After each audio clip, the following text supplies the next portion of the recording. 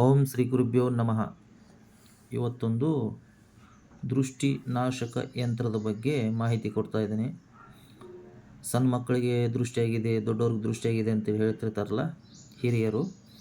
ಆ ದೃಷ್ಟಿ ದೋಷವನ್ನು ಯಾವ ರೀತಿ ತೆಗಿಬೇಕಪ್ಪ ಅಂದರೆ ಅದರ ಬಗ್ಗೆ ಮಾಹಿತಿ ಕೊಡ್ತಾ ಇದ್ದೀನಿ.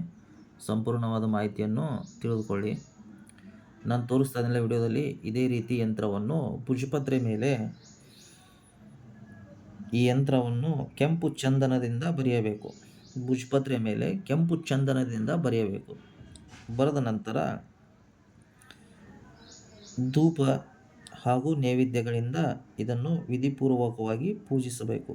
ನಂತರ ತಾಮ್ರದ ತಾಯ್ತದಲ್ಲಿ ಸಿದ್ಧಪಡಿಸಿಕೊಂಡು ಅದರಲ್ಲಿ ಈ ಯಂತ್ರವನ್ನು ಹಾಕಬೇಕು.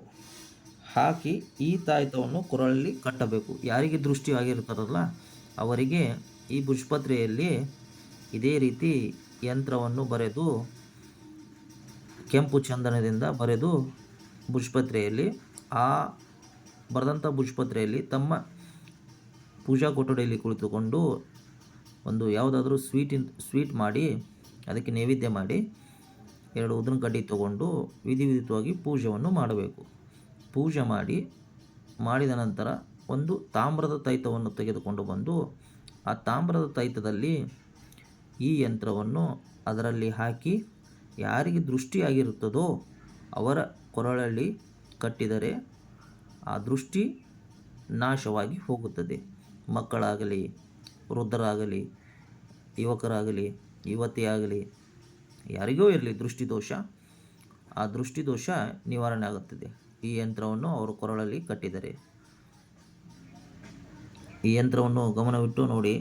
ಇದೇ ರೀತಿ ಬರೆಯಬೇಕು. ಯಂತ್ರವು ಬರೆದು ಭುಜಪತ್ರೆಯಲ್ಲೇ ಬರೆಯಬೇಕು. ಬರೆಯೋದಕ್ಕೆ ವಸ್ತು ತಗೋಬೇಕಾದ್ರೆ ಕೆಂಪು ಚಂದನವನ್ನೇ ತಗೊಳ್ಬೇಕು. ಆ ಕೆಂಪು ಚಂದನದಿಂದನೇ ಬರೆಯಬೇಕು. ಇದೇ ರೀತಿ ನಾನು ಯಾವ ರೀತಿ ಬರೆದಿದ್ದಿಲ್ಲ ಇದೇ ರೀತಿಯನ್ನು ಆ ಕೆಂಪು ಚಂದನದಿಂದನೇ ಬರೆಯಬೇಕು. ಕೆಂಪು ಚಂದನ ಎಲ್ಲಿ ಸಿಗುತ್ತಪ್ಪ ಅಂದರೆ ಪೂಜಾ ಅಂಗಡಿಯಲ್ಲಿ ಕೆಂಪು ಚಂದನ ಸಿಗುತ್ತದೆ. ಪೌಡರು ಸಿಗುತ್ತದೆ, ಆಮೇಲೆ ಕೆಂಪು ಚಂದನದ ಕಟ್ಟಿಗೆಯನ್ನು ಸಿಗುತ್ತದೆ. ಆ ಕೆಂಪು ಚಂದನದ ಕಟ್ಟಿಗೆ ಆಗಲಿ ಇಲ್ಲವಂದರೆ ಆ ಪೌಡರ್ ಆಗಲಿ ತೊಗೊಂಬಂದು ಗಂಗಾಜಲ್ ಆಗಲಿ ಇಲ್ಲ ಗುಲಾಬ್ ಜಲ್ ಆಗಲಿ ಅದನ್ನು ಹಾಕಿ ಕಲಸಬೇಕು. ಕಲಸಿ ಮಸಿ ರೀತಿ ರೆಡಿ ಮಾಡಬೇಕು. ರೆಡಿ ಮಾಡಿ ಆಮೇಲೆ ಭುಜಪತ್ರೆಯಲ್ಲಿ ಈ ಯಂತ್ರವನ್ನು ಬರೆಯಬೇಕು. ಯಂತ್ರ ಬರೆದು ನಾನು ಹೇಳಿದೆನಲ್ಲ ವಿಡಿಯೋದಲ್ಲಿ ಪೂಜೆ ಪುನಸ್ಕಾರವನ್ನು ವಿಧಿಯುತವಾಗಿ ಮಾಡಬೇಕು. ಮಾಡಿ ಅದನ್ನು ಒಂದು ತಾಯ್ತದಲ್ಲಿ ಭದ್ರಪಡಿಸಿ ಯಾರಿಗೆ ದೃಷ್ಟಿ ಆಗಿರುತ್ತದೋ ಅವರ ಕೊರಳಲ್ಲಿ ಕಟ್ಟಿದರೆ ಆ ದೃಷ್ಟಿಯನ್ನು ನಾಶವಾಗಿ ಹೋಗುತ್ತದೆ ಕ್ರಮೇಣವಾಗಿ. ಈ ವಿಡಿಯೋ ಇಷ್ಟವಾದಲ್ಲಿ ಲೈಕ್ ಮಾಡಿ, ಸಬ್ಸ್ಕ್ರೈಬ್ ಮಾಡಿ ಚಾನಲ್ಗೆ. ಇದೇ ರೀತಿ ಸುಮಾರು ವಿಡಿಯೋಗಳು ಬರುತ್ತದೆ. ಇದೇ ರೀತಿ ನಿಮ್ಮದು ಸಪೋರ್ಟು ನನಗೆ ಬೇಕಾಗುತ್ತದೆ. ಏನಾದರೂ ತೊಂದರೆ ಇದ್ದಲ್ಲಿ ಕಮೆಂಟ್ ಹಾಕಿ.